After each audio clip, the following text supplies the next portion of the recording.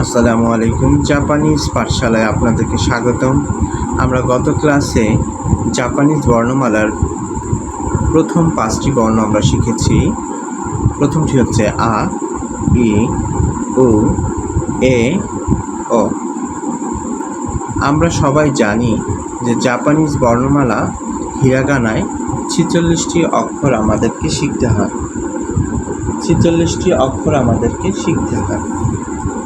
এখন আমরা প্রথমে যেহেতু আ, ই, উ, এ, ও এই 5টি বর্ণ আমরা শিখেছি।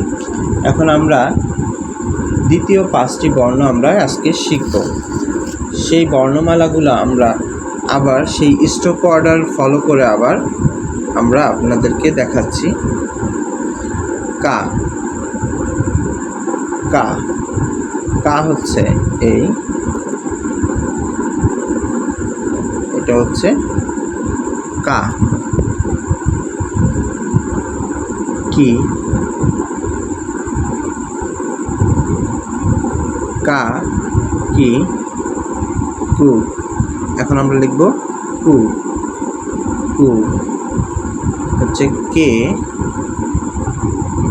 তারপর হচ্ছে কো।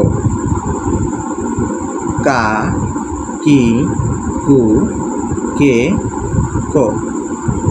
কা, কি, কু, কে, কো। প্রথম বর্ণমালা 5টি আ, ই, উ, এ, ও।